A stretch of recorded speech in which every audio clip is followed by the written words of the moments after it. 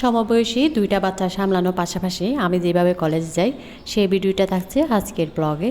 Hello everyone, আসসালামু আলাইকুম। Blogger ও কক্সবাজার আখি চ্যানেলে আপনাদেরকে স্বাগত জানাই। দেশ এবং দেশের বাহিরে যারা আমার ভিডিও দেখছেন, আশা করি আপনারা সবাই অনেক ভালো আছেন। আলহামদুলিল্লাহ, আমরাও অনেক ভালো আছি।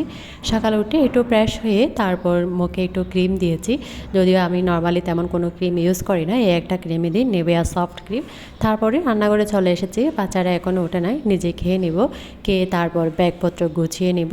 আমি নিজে চা বসিয়ে দিয়েছি আজকে একটু সহজ করার জন্য, আমার যাতে কাজটা ইজি হয়ে যায়, কলেজ থেকে এসে রান্নাবান্না করতে না হয়, সেই কারণে চুলায় চা বসানোর পাশাপাশি আমি রাইস কুকারে ভাতটা দিয়ে দিব। ওইদিকে চাও হচ্ছে আর এদিকে আমি চালটা ধুয়ে নিয়েছি। কাজ করি না, রান্নাঘরে যেহেতু এসেছি তাহলে একসাথে সব কাজই করে নিচ্ছি। আপনারা যারা আমার চ্যানেলটা সাবস্ক্রাইব করেছেন আপনাদেরকে অসংখ্য ধন্যবাদ। আর যারা নতুন আমার ভিডিও দেখতেছেন, আপনাদের যদি আমার ভিডিওটি ভালো লেগে থাকে এবং আমার পরবর্তী ভিডিওগুলো দেখতে চান তাহলে অবশ্যই আমার চ্যানেলটা সাবস্ক্রাইব করে দিবেন, যাতে আমি ভিডিও আপলোড দেওয়া মাত্রই আপনার কাছে নোটিফিকেশন চলে যায়। বুদ্ধি খাটিয়ে কাজ করলে রান্নাঘরে তেমন সময় ব্যয় করতে হয় না। ওইদিকে চালটাও ধুয়ে নিয়েছি এবং রাইস কুকারে বসিয়ে দিয়েছি, তার সাথে সাথে আমার চাটাও হয়ে গেছে।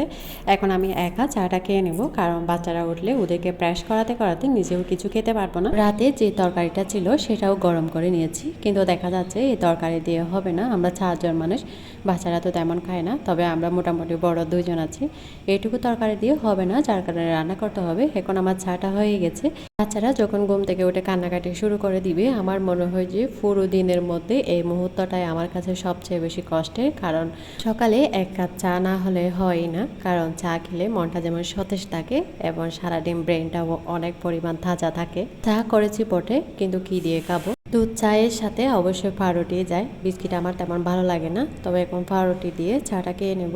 মাঝে মাঝে তো না খেয়ে চলে যায়। যদি না খেয়ে যায় তাহলে সারাদিন আমার শরীরটা অনেক বেশি ক্লান্ত লাগবে, তাছাড়া শরীর কাঁপতে থাকবে, কিছু করতেও ভালো লাগবে না।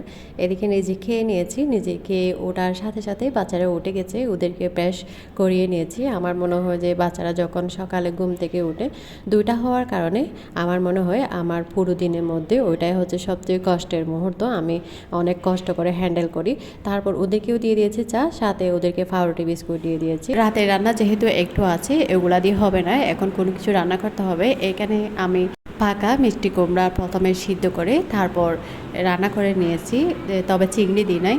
পাকা মিষ্টি কুমড়া খেতে ভালোই লাগে। অলরেডি আমি মিষ্টি কুমড়াটা রান্না করে নিয়েছি, রান্নাটা করে যাচ্ছি, এসে আর তেমন কষ্ট করতে হবে না। অলরেডি আমি গাড়িতে উঠে গেছি।